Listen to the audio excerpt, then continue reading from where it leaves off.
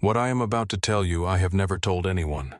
Not because I am ashamed of it, but because some stories are too precise to survive being summarized.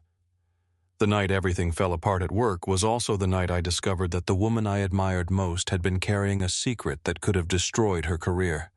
She did not tell me. I found it myself. And what I chose to do with what I found, that decision changed both of our lives forever.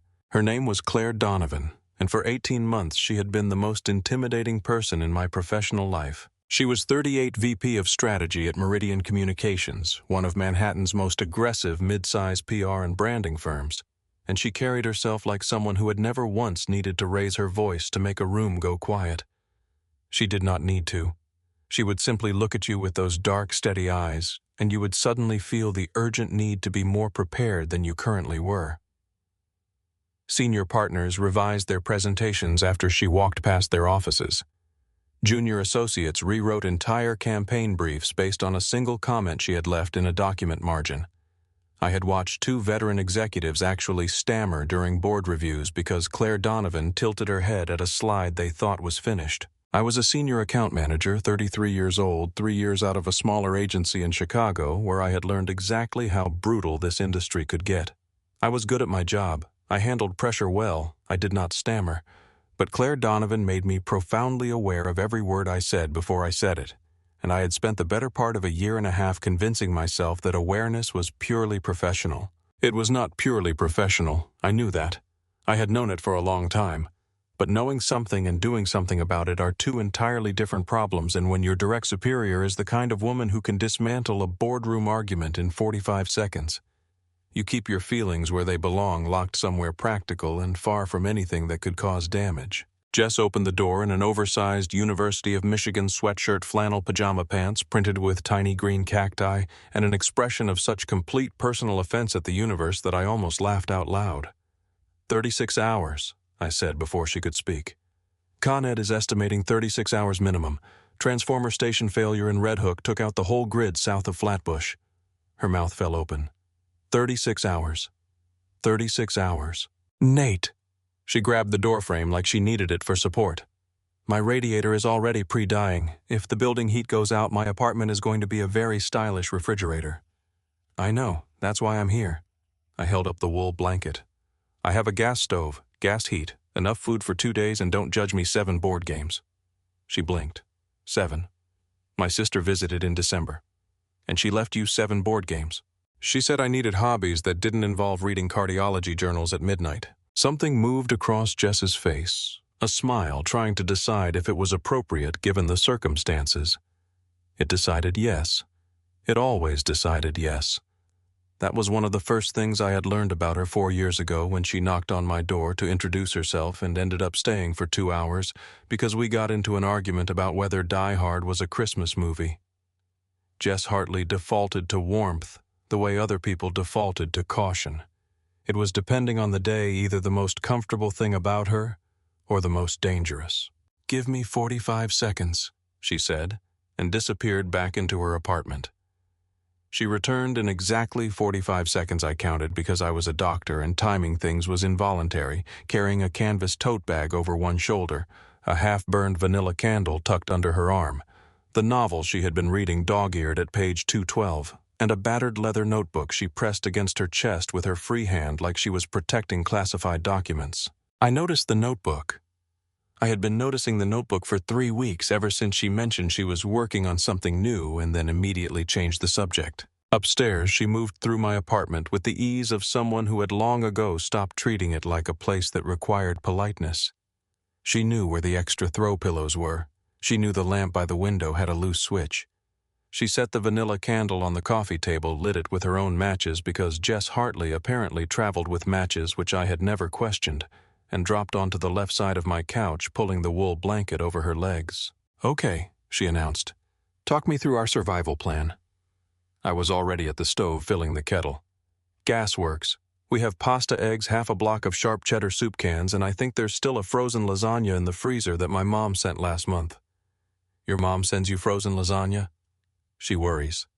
"She should." Jess's voice sharpened with something that wasn't quite teasing. "Nate, when did you last sleep more than 4 hours straight?" "I'm fine." That is not the question I asked. I set 2 mugs on the counter, black for me, 2 sugars, and oat milk for her, because 4 years of friendship meant you stopped asking. 11 days. The couch creaked as she sat up straighter. 11 days of under 4 hours. Residency is a contact sport. Residency is going to kill you, she said. And the way she said it, not dramatic, just flat and certain and worried, landed somewhere behind my sternum in a way I didn't have a clinical term for. Come sit down. The water takes 3 minutes. You can spare 3 minutes. I sat beside her. The couch was small enough that our shoulders touched, and outside the wind drove sleet against the windows in hard, irregular bursts. The city below had gone strange and dark without its electric infrastructure. No streetlights, no illuminated windows across the avenue. Just the pale shapes of buildings against a sky the color of dirty snow. Jess passed me half the blanket without looking up from where she was resettling the leather notebook on the cushion beside her, angled slightly away from me. "What are you working on?" I asked. "The new thing." Her hand stilled on the notebook cover. "Nothing finished. You carried it down here like it contained your PIN numbers. A writer protects her drafts, Calloway. It's not personal. Can I read it?" "Absolutely not." The words came sharp and fast, and she hurt herself because she immediately softened them. "It's first draft material. It's embarrassing. It's basically a very long diary entry with fictional names." "Fictional names," I repeated. "Yes, for fictional characters. Obviously. No one real." A beat went by that lasted slightly too long. "No one you'd recognize," she said, which was not exactly the same thing, and we both knew it. But the kettle started whistling before I could decide what to do with that distinction. I made the coffee, brought the mugs back. Our fingers overlapped on the handle of hers for a half-second that I felt all the way up my forearm, and neither of us commented on it because we were both apparently committed to the fiction that things like that didn't happen. "Board games," she said. "Board games," I agreed. I stood and crossed to the hall closet, reached up to the top shelf where I kept the games stacked, and glanced back just once the way you do when you're not thinking about it at the leather notebook she had left on the couch cushion beside her. The cover had fallen open slightly, just enough. One line of her handwriting in the slanted cursive she used when she was writing fast and not editing. He never notices how much I notice him. I turned back to the closet shelf. Stood there with my hand braced against the wood and my heart doing something that had no business happening in the chest of someone who claimed to be just a friend. I grabbed Scrabble and Catan and tried to remember how to breathe normally. I brought back Scrabble because it was the first box my hand touched, and I needed to stop standing in that closet before Jess noticed I had been there 20 seconds longer than necessary. She saw the box, and her entire face lit up with the specific joy of someone who knew they were going to win. "Bold choice, Calloway. Don't start. I'm just saying." She was already pulling the board out, setting up tile trays with the brisk efficiency of a woman who treated recreational games like professional competition. Remember Devin's birthday Trivial Pursuit sports category 4 times in a row? That was cosmically rigged. "It was a cardboard box with question cards." She shook the letter bag at me. "Draw your tiles and accept your fate." I drew 7 tiles, 3 vowels, 2 S's, a K, and a Q with no U anywhere in sight. The universe as previously established had a personal agenda directed at me. Jess drew her tiles and went immediately suspiciously still, the kind of still she got when she had something good and was deciding how quickly to deploy it. I had a whole catalog of her tells without ever consciously deciding to build one. The hair twist meant she was thinking hard. The cheek chew meant she was choosing words carefully. The stillness meant she was about to do something decisive. She put down quartz on a triple word score. 89 points. First turn. "You knew you had that before you even sat down," I said. "I knew I had that when I drew my tiles." She marked her score with the satisfaction of someone who felt no need to pretend otherwise. "Your turn." I put down skin for 11 points and tried to look like a man with an entirely untroubled interior life, which was difficult given that the line "he never notices how much I notice him" was sitting in the back of my skull like a splinter I couldn't locate well enough to remove. Writers wrote things. Jess wrote things constantly, grocery lists with narrative structure, post-it notes on my door that read like dispatches from someone paying very close attention. That didn't mean anything. The notebook was a novel. Novels had characters. Characters had last names. Calloway was not an unusual last name. I was being an idiot. "Dana texted me last week." Jess said without looking up from her tiles. Every muscle between my shoulder blades locked simultaneously. Dana Reeves, ex-girlfriend. Fellow physician. 8 months ago in the parking garage of Brooklyn Methodist at 7 in the morning after a double shift, she had said, "Nate, I love you, but you are the loneliest person I have ever met, and I don't know how to fix that." I hadn't argued because she wasn't wrong. I had driven home and eaten cereal standing over the sink and returned to work the next day and told exactly one person. That person was currently beating me at Scrabble. "What did she say?" I asked, keeping my voice at the same register I used for delivering difficult lab results level, giving nothing away. "She wanted to know if you were okay." Jess picked up new tiles, arranged them with unnecessary precision. "She said she's been thinking about reaching out to you directly but wasn't sure how you'd take it." "There's nothing to take. We ended 8 months ago." "I know when it ended." Her voice was careful but not unkind. "I'm not advocating for anything. I'm asking if you're okay." "I'm fine." "Nate."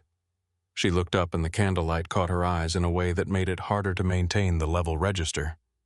"You have said 'I'm fine' approximately 9,000 times since last March, and I have believed you approximately 0 of those times. Then why do you keep asking?" "Because one of these times you might actually mean it, and I want to be paying attention when that happens." She pushed the letter bag across the board toward me. "Draw. Your turn." I drew, stared at my new tiles without seeing them. Outside, the sleet had shifted to snow. I could tell by the change in sound against the window from sharp and aggressive to something softer and more relentless. We played 3 more rounds. Jess hummed under her breath when she had good tiles, exhaled hard through her nose when she drew bad ones, tapped the edge of her tray in a specific rhythm when she was working out a long word. At some point she leaned sideways and her head came to rest against my shoulder. Not deliberately, just the slow gravitational drift of someone who had stopped correcting for comfort a long time ago. I went very still, the way you go still when something fragile lands near you.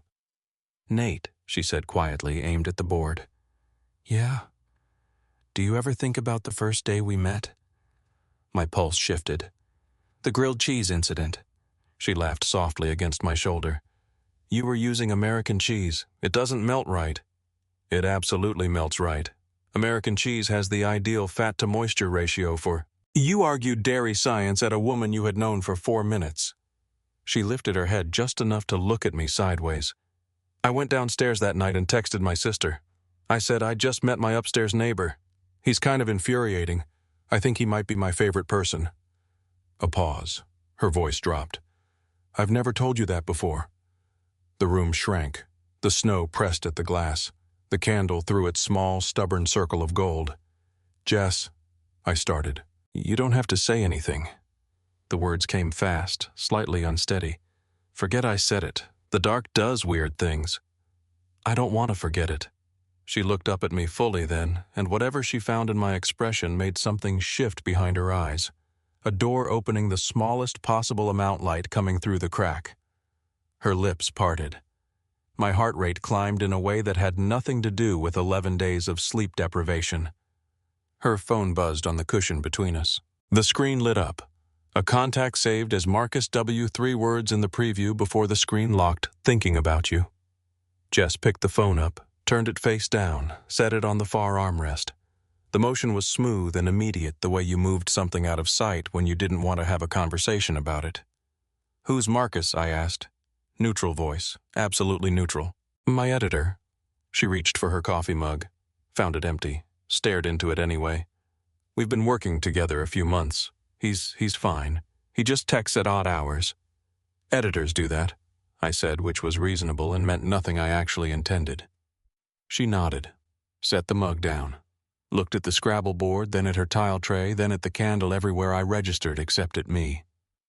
"I'm going to get more coffee," she said and stood.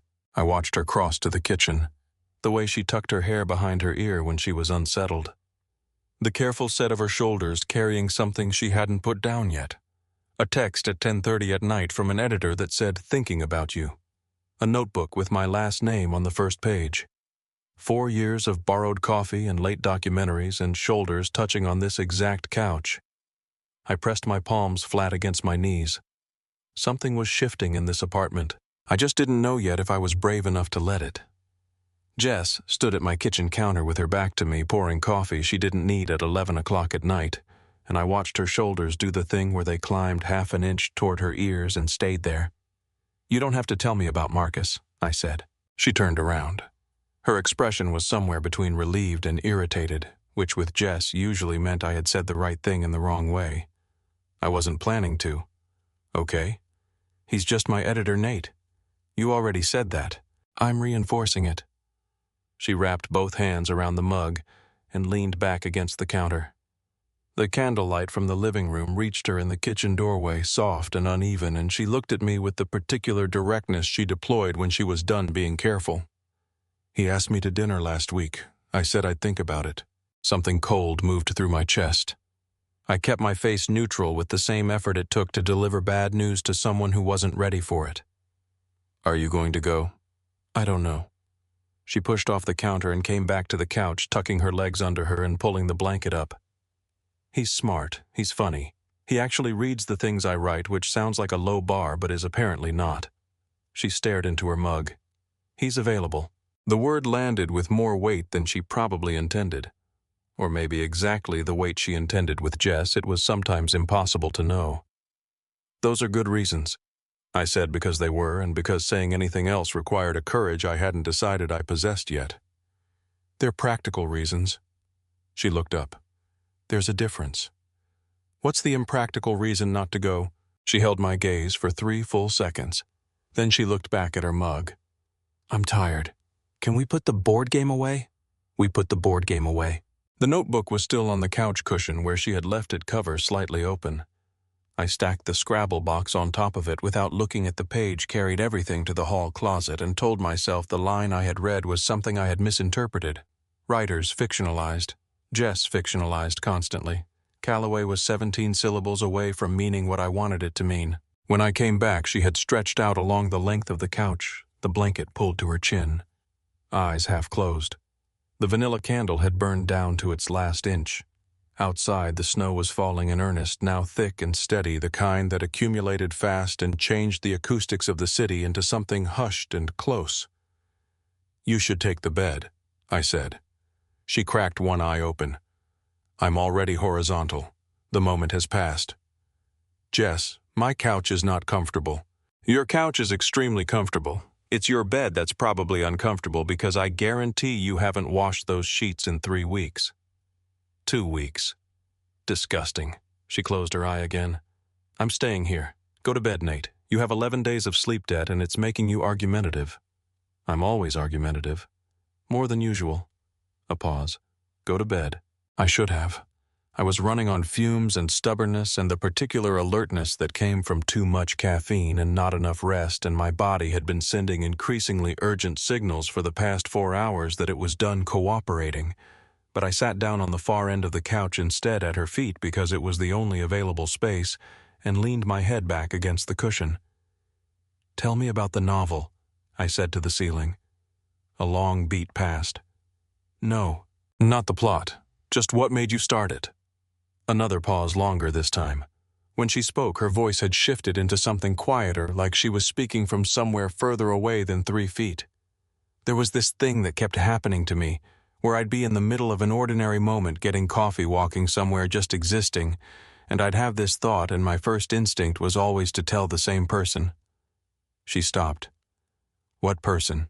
"The point," she said carefully, "is that I realized I had been organizing my interior life around someone without meaning to, and I didn't know what to do with that, so I wrote it down instead. My heart was doing something loud and structurally questionable. That sounds less like a novel and more like a confession." "Maybe." The word came out soft, slightly unsteady. "Or maybe it's just easier to call it fiction." "Jess." "Nate."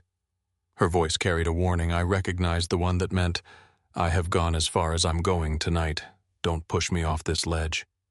So I didn't push. I sat at the end of the couch with my head back and my eyes on the dark ceiling and the snow pressing at the windows, and I listened to her breathing slow and even out into something that wasn't quite sleep, but was close. Her foot shifted under the blanket and came to rest against my thigh. She didn't move it. I didn't move away from it. The candle burned out. We sat in complete darkness, her breathing slow and steady, the warmth of her foot against my leg, the only point of contact, and I thought about 4 years and a line in a notebook and a word available that she had used to describe someone else. Then her voice came out of the dark, barely above a whisper. "Nate, still here, 7 days ago." A pause so long I thought she had fallen asleep. "When you came to fix my laptop, did you read anything on my desk? Anything that was open?" Every nerve in my body fired at once. The laptop visit. 7 days ago. She had texted me at 9 in the morning because her screen had frozen mid-document and she was panicking about a deadline. I had come down in my scrubs, rebooted the system, handed the laptop back, and on her desk face up with the handwriting large enough to read from standing height 3 pages of her notebook. Open. Right there. I had read 4 lines before I understood what I was reading. I had read 4 more before I could make myself stop. I had handed her the laptop, said good luck with the deadline, and gone back upstairs. And for 7 days I had carried those lines around like something I had no right to be holding. The dark pressed in from every direction. "Nate," she said again. Her voice was shaking slightly now. "Did you read it?" The dark made it easier. That was the only explanation I had for why the words came out at all. "Yes," I said. "I read it." The silence that followed lasted approximately 4 seconds, which felt considerably longer when you were sitting in complete darkness waiting for someone to decide whether to be furious with you. Then Jess sat up. I heard the blanket shift, heard her feet find the floor, and even without being able to see her, I knew her exact expression, the one where her jaw set and her eyes went very still, and she was deciding with great precision how angry she was entitled to be. "How much?" she asked. Her voice was controlled in a way Jess's voice almost never was. Jess was expressive by default, emotional weather moving across her face in real time. This flatness cost her something. 4 lines, I said. Maybe 8. I stopped when I understood what I was reading. "And what were you reading, Nate?" The question came out careful and sharp at the same time, like something that had been honed over 7 days without her knowing it was being honed. "What exactly did you think you understood?" I pressed my palms against my knees. Outside, the snow was falling in thick, relentless curtains. The apartment had gone genuinely cold. Without the candle, I could feel it at the back of my neck, at my wrists, everywhere the blanket didn't reach. "I understood that you were writing about someone specific," I said, "and that the someone was close, someone you saw regularly, someone whose habits you knew well enough to put on the page." A sharp exhale from her direction. "That could describe anyone." "It could." I kept my voice even. "But you used the word Calloway Jess on the first page, in the first paragraph. You used my last name." 3 full seconds of nothing. Then, you said you read 4 lines. "It was on the first line." Another silence, different from the first one, less controlled, more fractured at the edges. I heard her pull in a breath that didn't quite come out steady. "Okay," she said very quietly. "Okay, so you knew. For 7 days you knew and you didn't say anything. You weren't ready to say anything. That wasn't your call to make." Her voice cracked on the last word, not with anger exactly, but with something rawer than anger. The sound of someone who had been carrying weight alone and just discovered someone else had been watching them carry it. 7 days, Nate. 7 days I've been walking past you in the hallway and knocking on your door and sitting next to you, and you knew. "I know." The words came out rough. "I know. I'm sorry." "Don't apologize like it's a small thing." "It's not a small thing." I shifted on the couch, turning toward where I could hear her in the dark. "Jess, I didn't know what to do with it. You had told me it was private. You had told me not to ask. And then I read it and I stopped. Pressed forward anyway because the dark was still doing whatever the dark did. And I had apparently lost the ability to be strategic about self-protection. I didn't want to say something that made you feel like you had to explain yourself before you were ready." A long pause. When she spoke again, some of the fracture had shifted into something else, still raw but warmer. "What did the lines say, the ones you read?" My chest tightened. "You know what they said. I want to hear you say them." I exhaled slowly. Outside wind moved through the space between buildings with a low, sustained note. "You wrote about someone who made coffee exactly the way you liked it without being asked. Someone who argued with you about things that didn't matter because arguing felt like paying attention. Someone who—" I stopped, made myself continue. Someone you had been trying to stop thinking about for 2 years without any measurable success. The apartment was very quiet. "Yeah," Jess said softly. "That's what it said." "Jess." My voice had gone lower without my permission. "Look, I know this is complicated. I was going to say terrifying." A sound came out of her that was almost a laugh, broken at the edges, but unmistakably hers. "Terrifying," she repeated. "Great. That's very romantic, Nate." "I'm not trying to be romantic. I'm trying to be honest. Since when—" The question landed harder than she probably meant it to. I felt it in my sternum, specific and accurate, because she wasn't wrong. I had not been honest. I had been careful and strategic and protective of something I had spent 2 years convincing myself didn't need protection because I had never fully admitted it existed. "Since approximately 11 minutes ago," I said. "I'm working with a limited runway here." Another almost laugh. Closer to the real thing this time. I heard her shift on the cushion, heard the blanket move, and then her hand found my arm in the dark. Not grasping, not dramatic, just her fingers closing around my forearm the way you reached for something you needed to confirm was still there. My throat closed completely. 7 days, she said again, but the accusation had gone out of it. Now it just sounded like something she was trying to understand the shape of. 7 days, I confirmed. I walked past you in the hallway 4 times. You knocked on my door twice, once for coffee, once to tell me about a movie you'd watched. I stood in my doorway both times and had approximately 11,000 things I could have said and said none of them. "What would you have said?" she asked.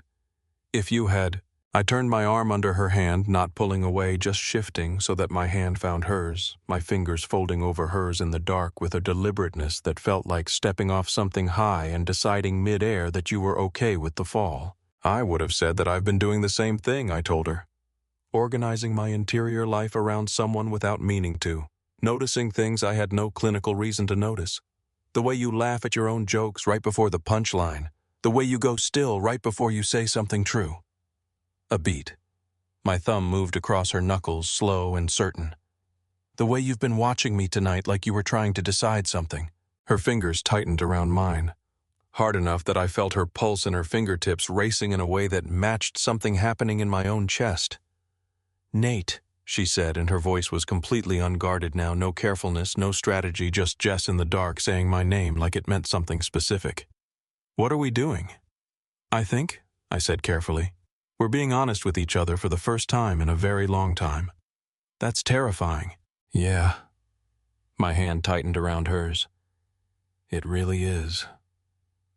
Outside, the snow kept falling. Inside the apartment, the cold pressed in from every direction except where our hands were joined in the dark, warm and certain and already impossible to pretend away. Then from the hallway outside my front door came 3 sharp knocks. I did not move for a full second. Jess's hand was still in mine, her fingers still tight around my knuckles, and we sat in complete darkness while someone knocked on my front door with the cadence of a person who knew someone was home and was not going to stop. "Are you expecting anyone?" Jess asked. Her voice had pulled back behind something careful. "No," I said. 3 more knocks, louder. I released her hand. The loss of contact hit me immediately, like stepping out of a warm room into February. I grabbed the flashlight and crossed to the door, and when I opened it, Dana Reeves was standing in my hallway in a snow-dusted wool coat, her dark hair damp at the edges, her expression carrying the particular determination of someone who had walked through a blizzard with a specific purpose. My chest did something I didn't have a name for. Dana was 30, an orthopedic surgery resident at NYU Langone, and she was the kind of person who occupied every room she entered with complete authority. 8 months ago, she had ended things in the parking garage of Brooklyn Methodist at 7 in the morning, and I hadn't argued because she was right. And I had thought about that every week since always landing on the same answer: she had been right, and I had let her be right without fighting for a single thing. "Dana," I said. "Hi." She looked past me into the dark apartment, the burned-out candle, the 2 coffee mugs, the Scrabble box on the floor. Her jaw tightened once. "My building lost heat completely. I've been at St. Agnes's for 3 hours, but they're overwhelmed and I—" She stopped, reset. "I didn't know where else to go." Behind me, Jess spoke from the dark. "Hey, Dana." Dana's eyes moved past my shoulder. Something crossed her face. Not surprise, more. like the quiet confirmation of something she'd already half calculated. "Hey, Jess," she said, perfectly warm, perfectly controlled. I stepped back. "Come in." She came in. I gave her the spare blanket, found her a flashlight, set her up in the armchair by the window where the gas heat reached best. She wrapped the blanket around her shoulders with the efficient movements of someone trained to manage discomfort without complaining about it. Jess had resettled on the far end of the couch. Not dramatically, just quietly repositioned, knees pulled to her chest, her own blanket tight around her. But the distance between where she sat now and where she'd been sitting when I left to answer the door was a distance I felt in my chest. "How bad is it out there?" I asked. "Brutal," Dana exhaled. "Snow's coming sideways on Atlantic Avenue. I walked 6 blocks. A pause. "I tried calling you. Phone's on Do Not Disturb, hospital habit." "I know." No accusation. Dana never accused, she observed, and concluded with surgical precision, which was sometimes worse. "I remembered you had the gas line. I figured if anywhere had heat. You're here, it's fine." We sat in the low glow of 2 flashlights.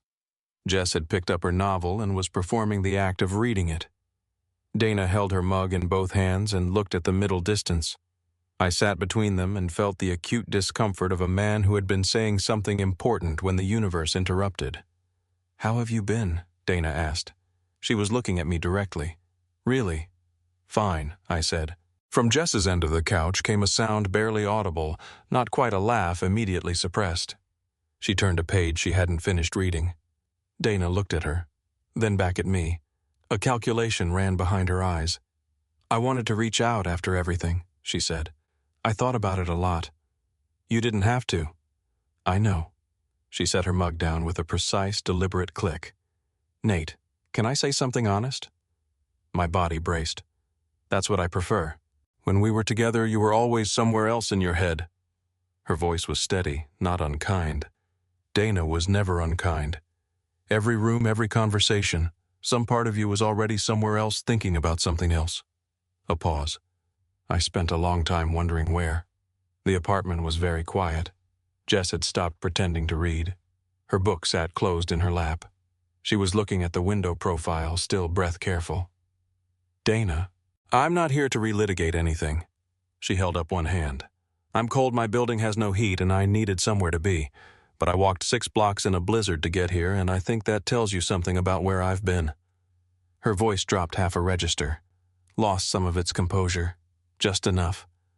"I've missed you. I thought you should know." The words landed hard in the room. I looked at Dana, at the composed, precise face of a woman who had been right about me in ways that still stung. And then, without deciding, to my eyes moved to Jess. Jess was looking at me, not at the window, at me. Her expression was completely unguarded. No strategy, no careful management. Every question she had been carrying all night written plainly on her face. Her fingers had curled tight around the edge of her blanket. Knuckles, pale jaw set the way it went when she was holding something in with everything she had. Dana saw it. I watched her see it, the slight shift of her gaze between us, the almost imperceptible breath. The calculation completing itself. She picked up her mug, took one slow sip, set it back down. "I see," she said quietly, and then with more grace than I deserved, "I think I'll sleep in this armchair tonight if that's all right. I'm exhausted and it's not fit for anyone out there."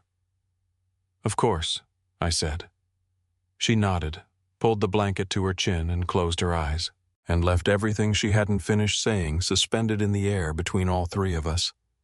Dana's breathing evened out within 10 minutes. I knew because I was listening for it, tracking the rhythm, the way I tracked patient vitals, waiting for the moment her exhales slowed and lengthened and told me she had actually fallen asleep and was not simply performing sleep with her eyes closed.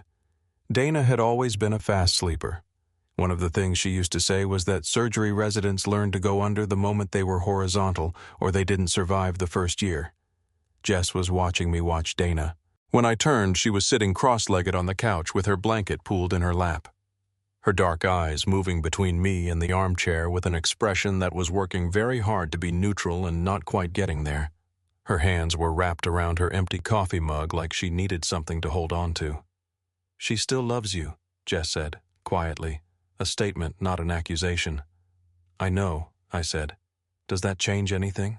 The question landed in the space between us and sat there patient and specific. I looked at Jess, at the careful set of her mouth, the slight tension across her shoulders, the way she was gripping that mug hard enough that her knuckles had gone pale again, and I felt something clarify in my chest the way a diagnosis clarified when the last piece of data came in. "No," I said. "It doesn't change anything." Something in her shoulders released. Not completely, but enough.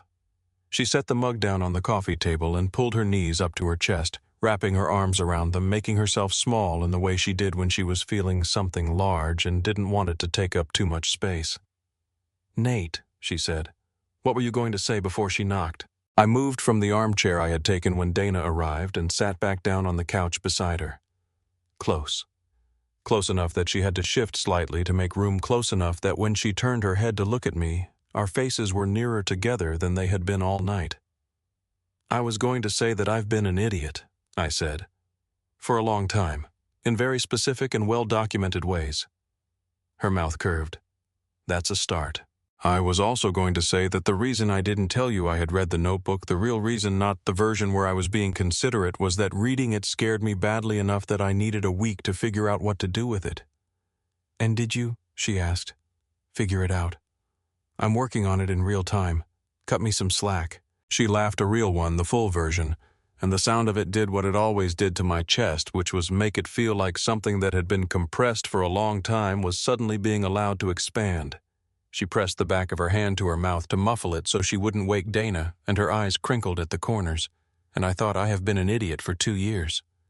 Then her phone screen lit up on the cushion between us. The battery warning icon flashed, first 8% and then the notification underneath it. A text from Marcus W. The preview was fully visible before either of us could look away.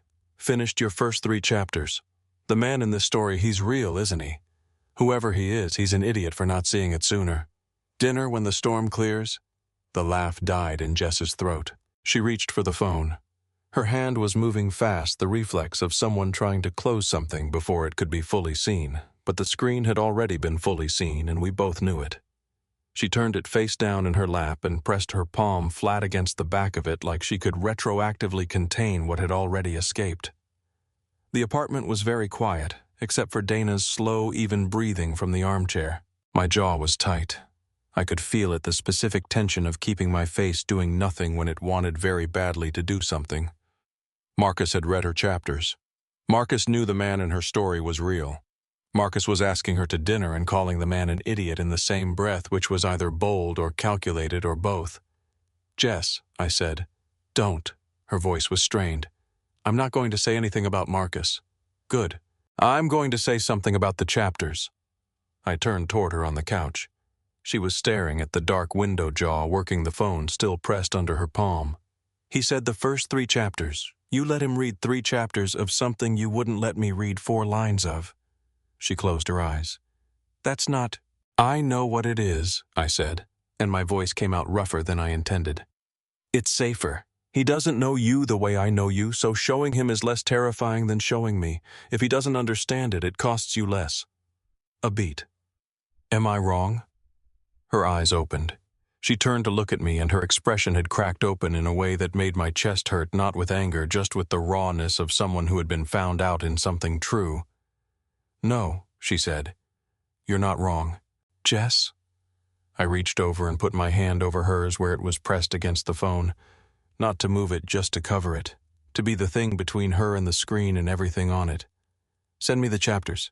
She stared at me. "What?" "The first 3 chapters. Send them to me right now before your phone dies so I can read them on my phone and you can stop deciding whether Marcus's version of understanding them is good enough." Her breath hitched. "Nate, you have 8%. I kept my hand over hers. "Decide." For 10 seconds she didn't move. I could feel her pulse through the back of the phone, fast, unsteady, nothing like her usual steadiness. Outside, the snow kept falling. Dana kept breathing. The building kept its cold, dark vigil around us.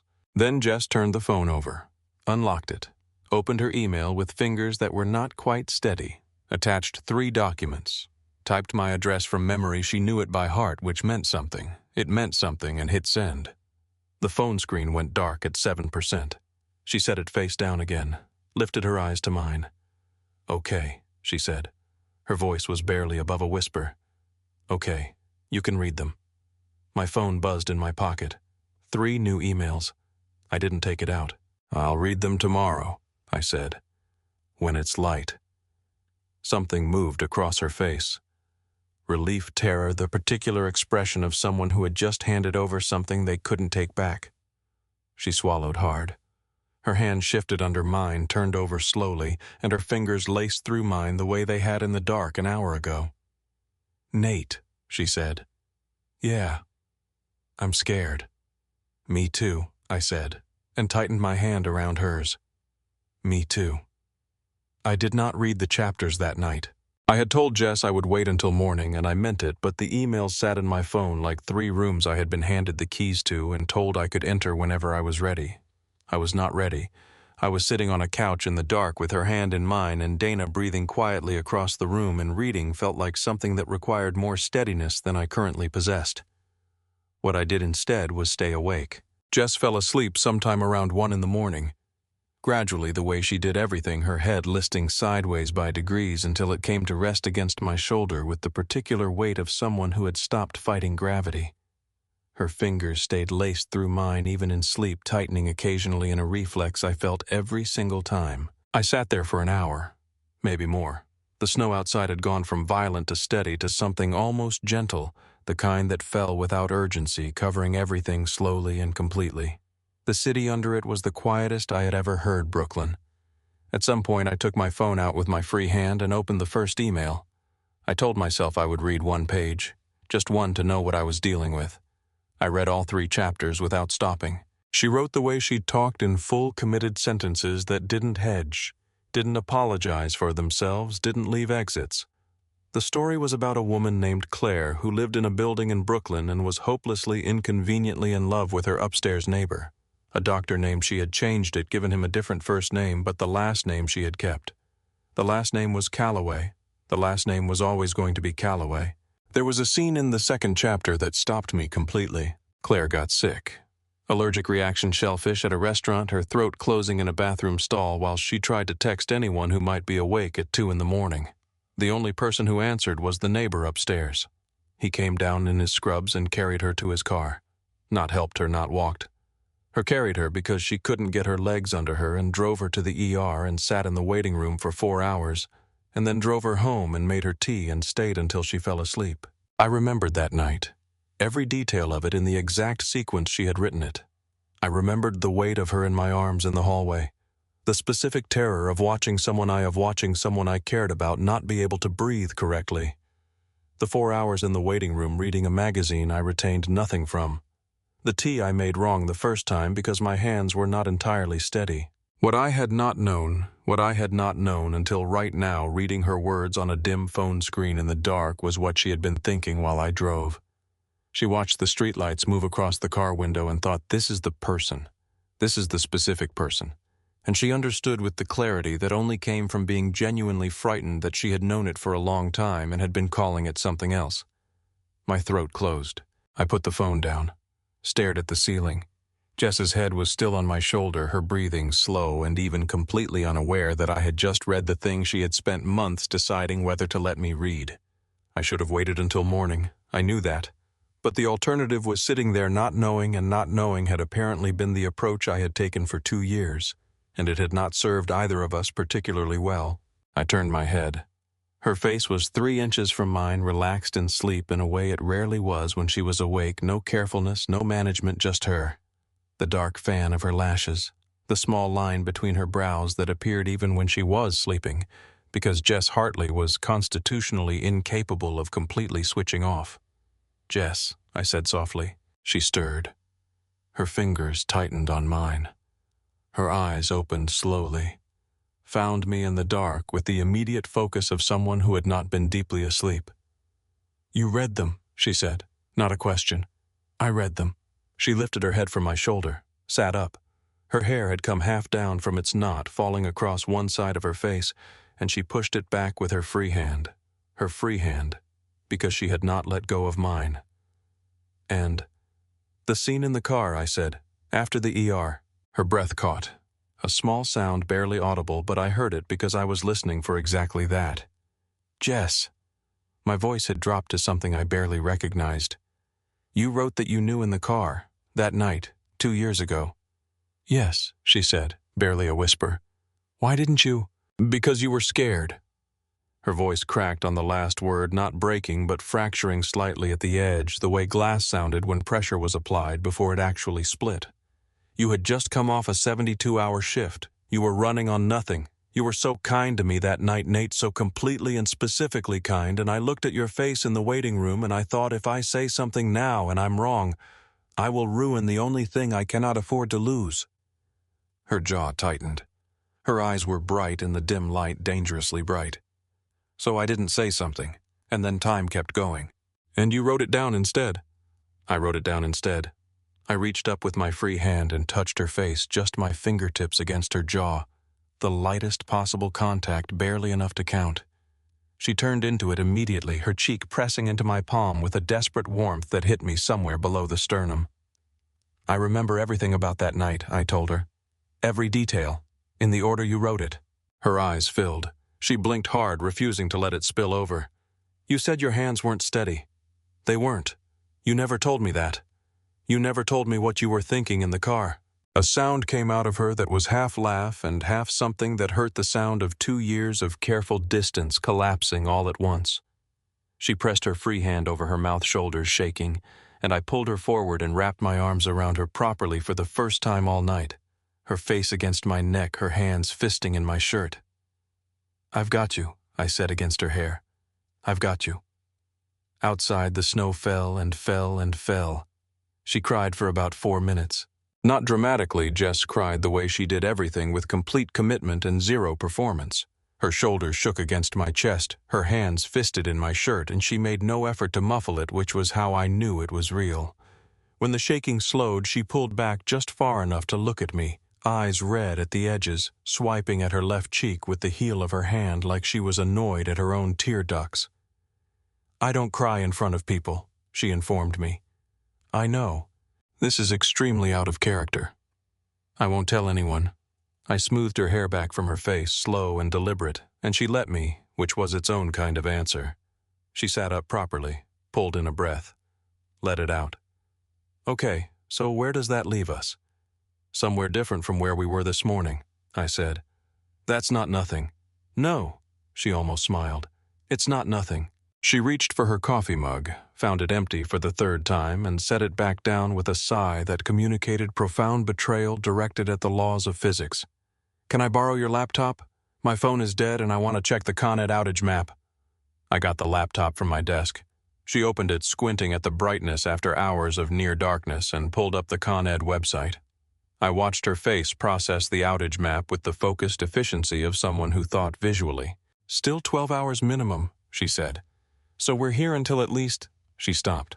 I looked at the screen. She had shifted the browser window slightly, and behind it, open in another tab, was my email. Specifically an email from Dr. Anita Patel, Chief of Medicine at Massachusetts General Hospital, sent 4 days ago. Subject line: fellowship offer response requested by Friday. Today was Friday. A fellowship was a 2-year post-residency training program, the next level of specialization, after residency, competitive career defining. Massachusetts General in Boston was among the top 3 programs in the country, the kind of offer that didn't come twice. Jess set the laptop on the coffee table very carefully. Nate. I know. When does it expire? Midnight tonight. She turned to look at me fully. The screen lit her face from below, and I could see everything. She was trying not to show the careful way she was holding her expression together, the question she hadn't decided she was entitled to ask.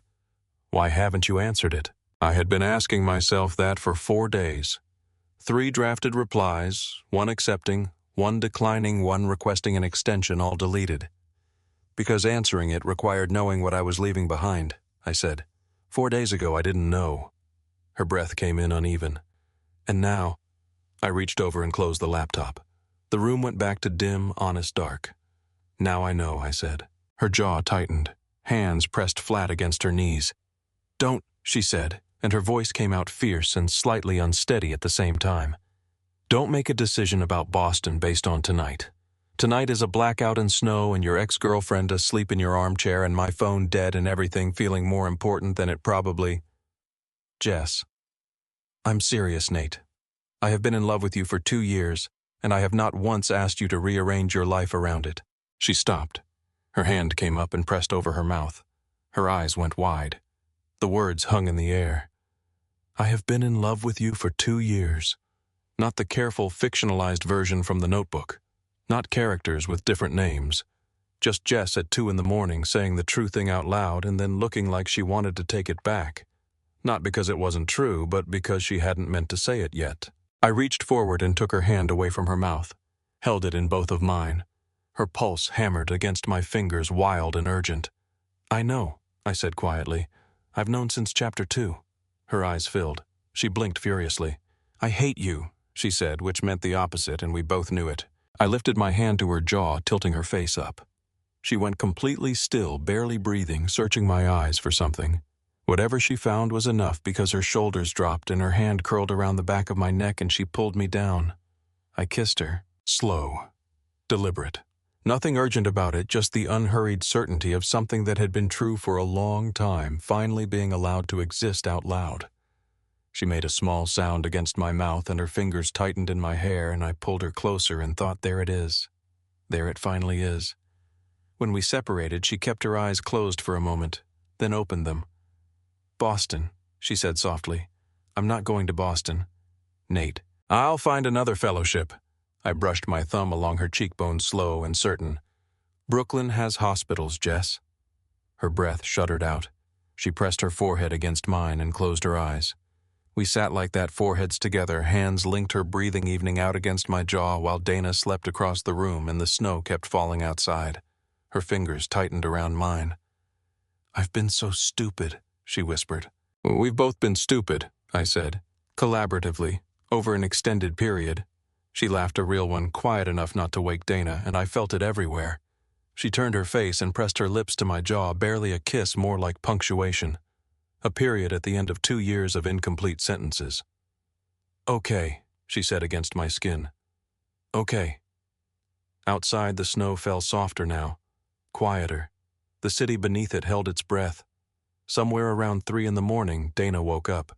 I heard her before I saw her, the shift of the armchair, the soft sound of the blanket moving, and then her voice coming out of the dark, low and careful, like someone who had been awake for a while and had chosen her moment deliberately. "Nate." Jess was tucked against my side, her head on my shoulder, my arm around her. She had not quite fallen asleep, I could tell by the slight tension still in her shoulders, the way her breathing hadn't fully evened out. She stiffened slightly at Dana's voice, but didn't pull away. I looked across the room. Dana was sitting upright in the armchair, the blanket folded neatly in her lap, her hands clasped on top of it. In the dim light from the snow-bright window, she looked composed and exhausted in equal measure. "Hey," I said. "Hey." A pause. I wasn't actually asleep, not for most of it. The words landed with a weight I felt in my chest. Jess's hand tightened slightly against my ribs. "Dana," I started. "Don't." Her voice was steady, not unkind. "I'm not here to make this harder than it already is. I just—" She stopped, pressed her lips together, started again. "I walked 6 blocks in a blizzard tonight, Nate. I need you to understand that I knew when I was walking that it was probably a mistake, and I came anyway." She looked at her hands. "I think I needed to see it for myself, to know it was real and not just something I was imagining because I missed you." "It's real," I said, quietly, directly. "I know." She nodded once, a small, decisive motion. "I can see that." Her gaze moved briefly to Jess, then back to me. "She's been in love with you for a long time." "Yes," I said. "And you." It wasn't a question. "Yes," I said again. Dana exhaled a long, slow breath that carried something with it on the way out. Not anger, not bitterness. Something more like relief, which I hadn't expected and which made me understand something about her I hadn't understood when we were together. She had known even then that part of me was somewhere else, and she had needed to confirm where that somewhere was before she could fully let it go. "Okay," she said. "Good." She stood, folded the blanket over the arm of the chair with the neat precision that was entirely Dana. "I'm going to try to sleep now. Actually sleep." She picked up her flashlight.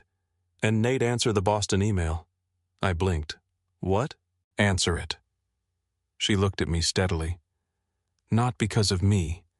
Because Massachusetts General doesn't offer fellowships twice and you have wanted that program since your second year of med school.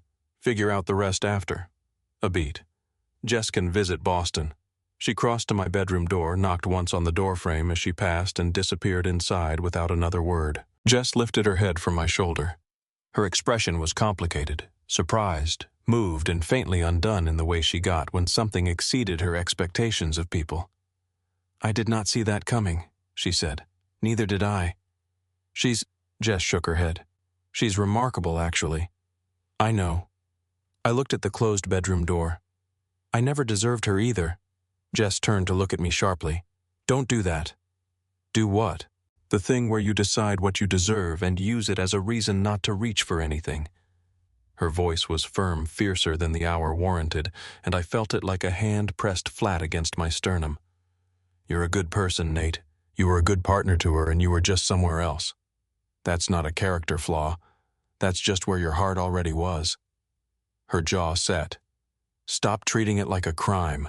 My throat tightened. I looked at her, at the fierce, exhausted, entirely sincere face of the woman who had been quietly cataloging my worth for 4 years and apparently found it sufficient. "Jess, I mean it. I know you do." I reached up and tucked a strand of hair behind her ear, slow and deliberate. "That's one of the things." "What things?" "The things I've been noticing without meaning to, for a long time." I let my hand rest against the side of her face and she turned into it the way she had earlier, pressing her cheek into my palm with a warmth that hit me low in the sternum. "The way you mean everything you say. The way you defend people, even me, when I won't defend myself." Her eyes went soft, then brighter. She blinked rapidly, tipped her face down, pressed the bridge of her nose against my shoulder. "Stop," she said. "I already cried once tonight. I have a quota." "You cried twice."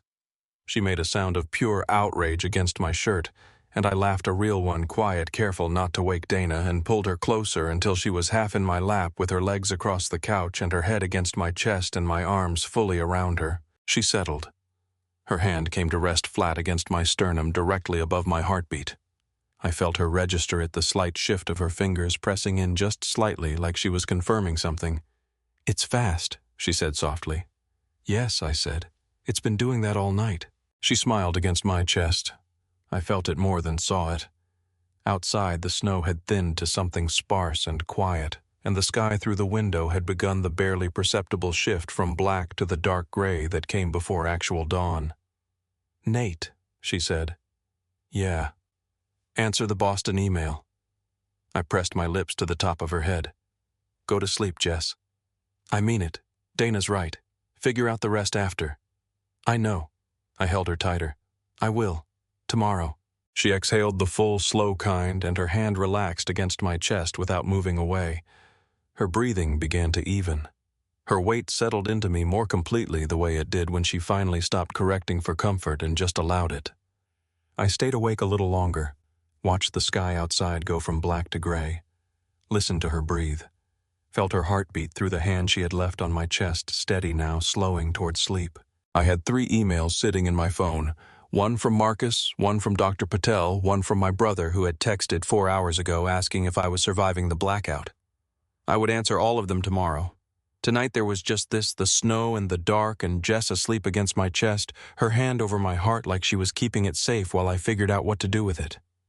That felt like enough. The lights came back at 6:04 a.m. Every lamp in the apartment blazed on at once. The refrigerator hummed back to life. Heat pushed through the vents in a warm, dusty rush. Jess jolted awake against my chest, her hand fisting in my shirt, her head coming up fast. "Power's back," I said. "Just the power." She blinked at the room, then at me. The previous 12 hours assembled themselves in her expression in real time, the notebook, the dark her own words coming out before she could stop them. Her cheeks went pink. "Hi," she said. "Hi," I said back. She pressed her face into my shoulder for 2 seconds, groaned, then sat up with the energy of someone choosing functionality despite evidence against it. She stood stretched, padded to the kitchen in her cactus pajama pants. The coffee maker started. Her voice came back around the corner. "Answer the Boston email, Nate." I opened my phone. Dr. Patel's email sat where it had been for 4 days, the reply field empty. I listened to the coffee maker to the heat to Brooklyn outside, beginning to reassemble itself after the storm. Then I typed, Dr. Patel, thank you for your patience.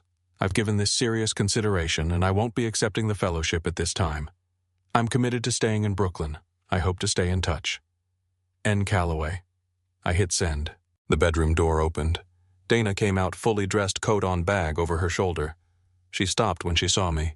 You answered it, she said. Declined. She held my gaze, nodded once, slow and deliberate. There will be other programs. She crossed to the door, paused. Nate. She turned back, and her expression had the openness of someone finishing a thing properly. You were a good partner, steady, kind. You showed up every time I needed you to. A pause. That still matters. She almost smiled. Tell Jess good luck. She'll need it with your dairy science opinions. She opened the door and walked out. I listened to her footsteps go down the stairs, the lobby door open, close. Gone. Jess appeared with 2 mugs. She had heard. I could tell by the softness in her expression as she sat beside me, knee against mine, and handed me my coffee. You okay? She asked. Yeah. And I meant it. She wrapped both hands around her mug. You declined Boston. I declined Boston. Nate. Her voice went serious. Tell me that wasn't only for me. It wasn't only for you, I said. I want to stay. I want to build something here. I looked at her directly. With you, in Brooklyn, without a blackout as the operating condition. Her mouth curved. The blackout was pretty formative. Extremely formative. I'm not discounting the blackout. She laughed the full version unguarded and reached over and picked up my coffee mug and handed it to me, and our fingers overlapped on the handle the same way they had the night before, except this time neither of us pretended not to notice. I held on. She let me. Outside, the snow had stopped. The sky over Brooklyn was the pale, washed-out blue that came after a storm, the kind that meant the worst was over. On the street below, a plow moved through slush. Voices carried up from the sidewalk, and the city made the particular sound of people deciding the day was worth attempting. Jess leaned her head on my shoulder. 36 hours, she said. 36 hours, I agreed. Same time next winter. I pressed my lips to her temple, not quite a kiss. Just contact, just the warmth of her skin and the knowledge that I was allowed that now. I'll put it in the calendar, I said. She smiled against my shoulder, and Brooklyn woke up outside our window. Here is what I know about 36 hours without power in February. You find out what you have been carrying. Not the things you packed into a canvas tote bag, the candle, the novel, the notebook you pressed against your chest like it contained something you weren't ready to hand over. The other things. The ones you have been calling by different names for years because the real name was too heavy to say out loud in a lit room with nowhere to hide. I spent 2 years watching Jess Hartley knock on my door and leave coffee and write things down in a notebook she wouldn't let me read. And I called it friendship because friendship was a word I knew how to hold without dropping. It took a blackout, a blizzard, a burned-out candle, and a text from an editor named Marcus to make me put the word down and pick up the right one. Love is not a dramatic thing most of the time. It is not a single moment or a perfect sentence or a kiss in the rain. It is 36 hours of accumulated honesty. It is someone who knows how you take your coffee without being asked. It is a notebook with your last name on the first page written by someone who had been trying to tell you something true in the only language that felt safe enough. It is choosing to stay, not because you have no other options, but because staying is the only thing that makes sense. If you have ever had someone in your life who you kept at arm's length for reasons that made sense at the time, someone you organized your interior life around without meaning to someone whose name came to your mind first when something happened, good or bad, then you already know what I'm talking about. The lights come back eventually, and when they do, you have to decide what you're going to do with what the dark showed you. If this story stayed with you, leave a comment and tell me, have you ever been Nate? Have you ever been Jess? What did you do about it? I read every single one.